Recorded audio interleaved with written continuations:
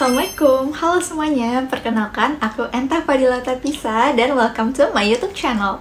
Jadi aku baru pulang dari kondangan temanku dari University of Glasgow dan merupakan awardee beasiswa LPDP. Nah, berhubung aku habis reuni dengan awardee LPDP, jadi aku mau share ke kalian gimana cara jadi awardee LPDP apalagi menghadapi seleksi substansi atau wawancara. Buat kamu yang belum tahu, nah seleksi substansi LPDP adalah seleksi wawancara yang merupakan tahap terakhir dari seleksi LPDP. Di seleksi substansi LPDP, nanti kamu akan ditanyai oleh pewawancara yang memiliki background yang berbeda-beda.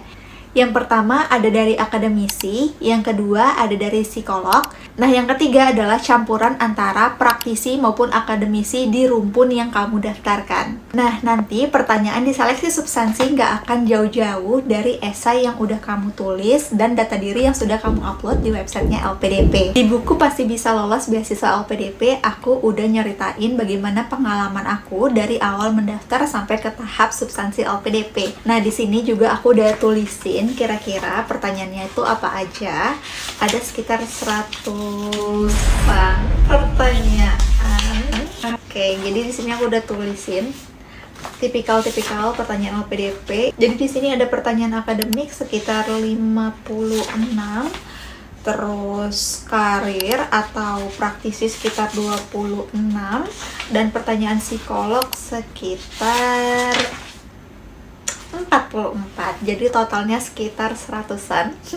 Angka benernya ada di sebelah sini. Nah, dari pertanyaan-pertanyaan ini yang udah aku tulis di buku Pasti Bisa Lolos Beasiswa LPDP yang bisa kalian beli di e-commerce ataupun di Gramedia terdekat, itu sebenarnya bisa memudahkan kalian untuk mempersiapkan diri untuk menjawab pertanyaan-pertanyaan yang telah diberikan.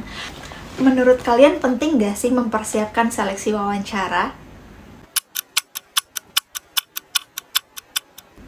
Kalau menurut aku penting banget, karena di wawancara itu nggak cuma dinilai secara substansi doang, tapi bagaimana cara kita menyampaikan jawaban kita. Untuk kamu yang memiliki pengalaman public speaking yang bagus, ini sebenarnya sangat menguntungkan bagi kamu. Nah, tapi bagi teman-teman yang sebenarnya secara substansi udah keren banget, tapi nggak bisa ngutarain, ini merupakan hal yang challenging untuk kamu, jadi perlu banget untuk kamu latih. Gimana sih caranya mempersiapkan diri sehingga nanti pas seleksi substansi LPDP kamu bisa perform dengan bagus? Menurut aku cara yang pertama adalah perbanyak ibadah. Jadi banyakin doa, banyakin sholat, banyakin juga puasa-puasa sunat. Karena sebenarnya kita kan cuma bisa berusaha ya sebagai manusia, tapi yang menentukan takdir kita itu tuh Allah Subhanahu Wa Taala. Menurut aku kamu harus minta sebanyak-banyaknya, setulus-tulusnya pada Allah Subhanahu Wa Taala. Semoga kamu menjadi awardee beasiswa. Karena menurut aku pertolongan yang paling dahsyat, yang paling hebat adalah ketika aku berdoa, aku ngerasa tuh persiapan aku tuh jauh lebih matang, terus aku juga merasa lebih pede dalam mengutarakan pendapat aku saat menjawab pertanyaan-pertanyaan yang diberikan oleh pewawancara. Ibaratnya kayak gini, kamu minta tolong ke teman kamu yang bisa bantu kamu aja tuh, itu kamu udah mohon-mohon, apalagi ke Allah Subhanahu Wa Taala yang sebenarnya bisa memberikan kamu banyak banget hal yang indah di dunia ini. Jadi kenapa kamu nggak meminta dengan setulus hati dan tunjukkan bahwa kamu tuh benar-benar membutuhkan beasiswa ini. Setelah kamu merasa udah banyak doa, udah banyak zikir, terus beribadah juga, jangan lupa minta restu kedua orang tua. Karena kalau misalnya kamu dapat dukungan dari kedua orang tua, menurut aku itu udah setengah jalan untuk mencapai mimpi. Kalau di pengalamanku kemarin, aku minta restu ke kedua orang tua aku, minta doanya semoga dilancarkan proses beasiswa LPDP aku, karena aku rasa kalau aku berjuang sendiri, itu tuh rasanya berat, makanya aku membutuhkan doa kedua orang tua aku. Sebelum aku wawancara, aku telepon mereka, minta izin, semoga dilancarkan, dan bahkan aku juga latihan wawancara LPDP ke mamaku, walaupun cuma untuk 1-3 pertanyaan aja. Dan menariknya adalah, saat aku nelpon sama mamaku, aku bilang, mama doain ya, semoga lancar wawancara LPDP-nya, itu kalau nggak salah di H-1. Bukunya jatuh.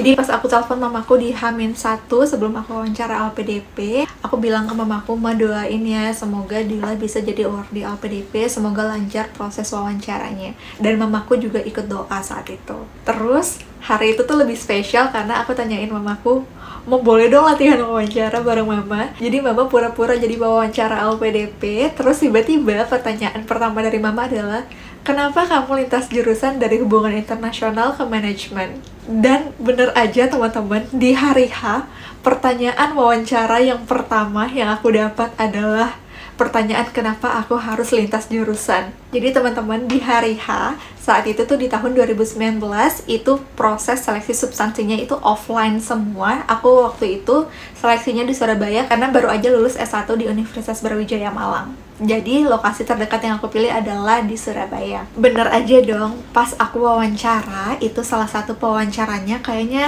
kayak PIC pewawancara. Beliau tuh merupakan yang paling senior dari ketiga pewawancara ini. Beliau tuh serius banget orangnya. Jadi dibuka nih esai aku, dilihat. Terus beliau pakai kacamata, aku ingat banget bapak-bapak. Terus beliau turun kacamatanya segini.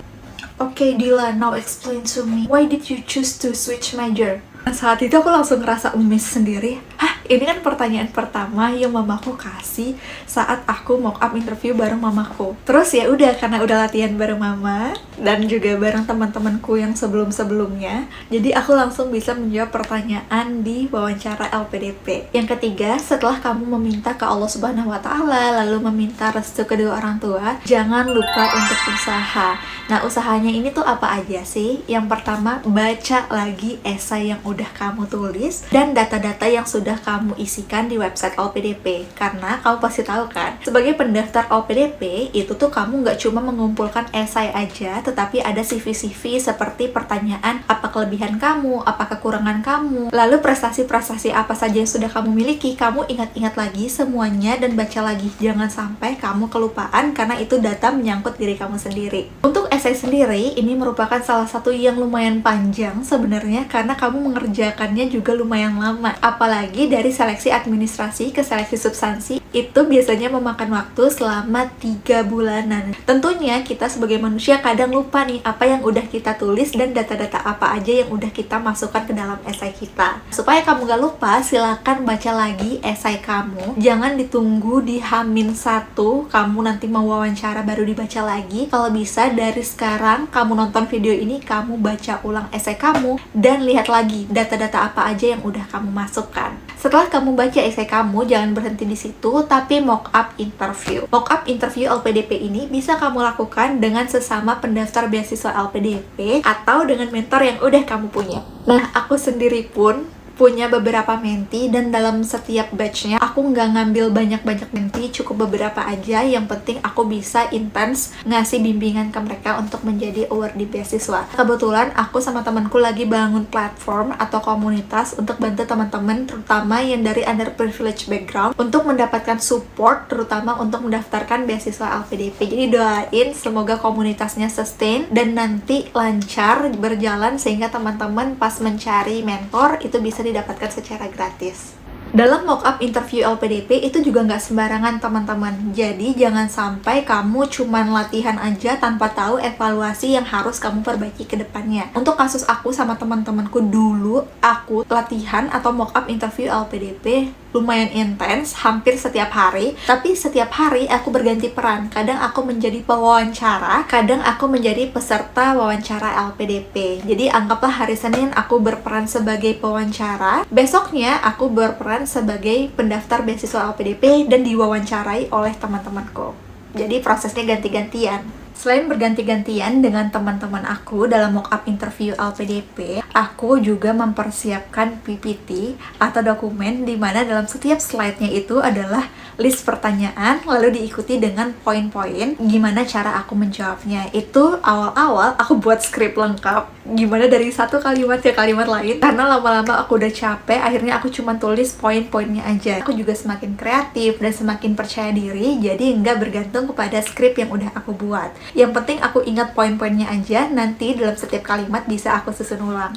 Selain mencatat pertanyaan beserta jawaban, aku juga selalu minta evaluasi dari teman-teman yang menjadi rekan mock-upku. Jadi mereka juga berikan saran bagaimana nantinya performanceku jadi lebih bagus lagi. Salah satu poin yang aku dapatkan saat itu adalah lebih percaya diri, ngomongnya pelan-pelan aja, nggak usah kecepatan, dan menjawab dengan lebih santai serta terstruktur. Semakin banyak mock-up yang kamu lakukan, maka nanti kamu akan semakin nyaman dengan konsep wawancara. Sehingga di hari H kamu gak deg-degan atau ngerasa panik. Alhamdulillah, karena banyak banget kemarin latihan dan mock up interview bareng teman-teman, aku tuh proses interviewnya lancar-lancar aja dan ngerasa nggak ada pause, nggak ada proses aku delay untuk menjawab ataupun banyak menggunakan atau mungkin berpikir dengan lama. Yang keempat adalah bagaimana membangun rasa percaya diri.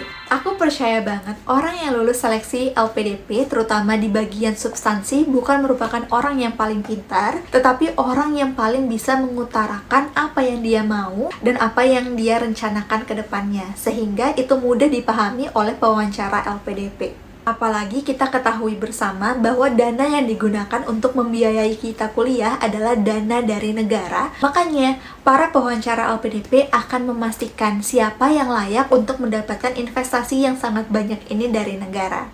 Kalau misalnya kamu sendiri masih belum yakin dengan kapabilitas yang kamu miliki, gimana ceritanya kamu bisa meyakinkan orang lain?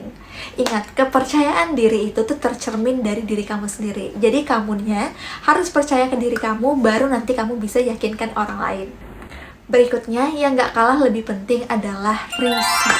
Jadi, di dalam esai yang kamu udah tulis itu sekitar 1.500 sampai 2.500 di sekitar 1.500 sampai 2.000 kata itu ada limitnya dan kamu mungkin belum menjelaskan secara detail tentang data-data ataupun secara spesifik rencana kontribusi maupun rencana studi kamu. Untuk itu kamu juga bisa melakukan riset dan menambahkan data-data ataupun opini yang sudah kamu tulis di esai kamu. Emang boleh kita pakai data yang nggak kita tulis di esai? Boleh-boleh aja kok sebenarnya, selama data itu tuh mendukung opini yang telah kamu sampaikan. Misalnya kemarin di esai kamu cuma pakai satu data, tapi setelah kamu riset lagi ternyata ada data yang lebih bagus untuk mendukung kamu, ya nggak apa-apa, disampaikan aja nanti pas wawancara. Yang keenam, jadilah orang yang jujur dan menjadi diri sendiri. Karena di proses wawancara LPDP, yang ditanya adalah tentang kamu, bukan tentang orang lain atau sosok idola kamu. Jadi jawablah sesuai dengan style kamu, dan jawablah dengan sesuai fakta maupun sesuai pengalaman yang telah kamu lalui sebelumnya. Misalnya ditanya tentang pengalaman organisasi, kamu bilang bahwa kamu adalah ketua himpunan. Padahal sebelumnya kamu adalah anggota himpunan atau mungkin bagian bendaharanya aja. Atau kamu merupakan salah satu ketua divisi. Nah, lebih baik kamu jujur bahwa kamu merupakan ketua divisi atau anggota dari organisasi dibanding kamu berbohong bahwa kamu adalah ketua himpunan. Karena bagaimanapun, di situ ada pewawancara yang merupakan psikolog. Kalau kamu bohong, lama-lama sebenarnya nanti akan terbongkar karena mereka akan banyak banget follow up questions-nya dari satu pertanyaan aja. Dan sebenarnya nggak ada untungnya juga sih kamu mau bohong di wawancara LPDP, karena kalau misalnya kamu bohong pun, itu sebenarnya kamu membohongi diri sendiri dan yang layak mendapatkan beasiswa adalah sosok yang kamu gunakan saat wawancara, bukan dirimu sendiri. Nah, setelah kamu menjawab dengan jujur, terus dengan jadi diri sendiri, jangan lupa di hari H kamu harus bersiap-siap. Jangan sampai kamu telat masuk Zoom, karena setelah COVID itu seleksi substansi LPDP, sistemnya online semua sampai sekarang. Jadi kamu pastiin device kamu nggak error. Kalau bisa, kamu juga sediain device cadangan sehingga nanti pas Zoom itu lancar-lancar aja. Pastiin baterainya terisi karena kita nggak pernah tahu nanti akan mati lampu atau enggak, terutama kalau kamu ada di daerah. Terus join Zoom di H-1 jam paling lama, karena misalnya kamu terlalu mepet, bisa jadi orang diwawancarai sebelum kamu itu lebih cepat selesainya. Jadi kamu lebih dekat ke waktu wawancara. Lebih baik sih menunggu selama 1 jam daripada telat selama 10 menit.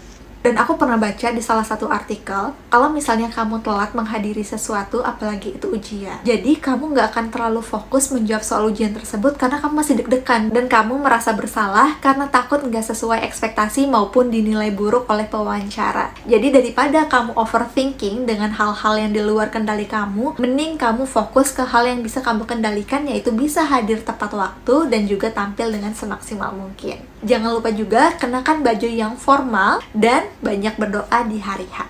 Last but not least, jadilah orang yang konsisten. Penting banget loh untuk berpegang teguh pada prinsip yang sudah kamu punya.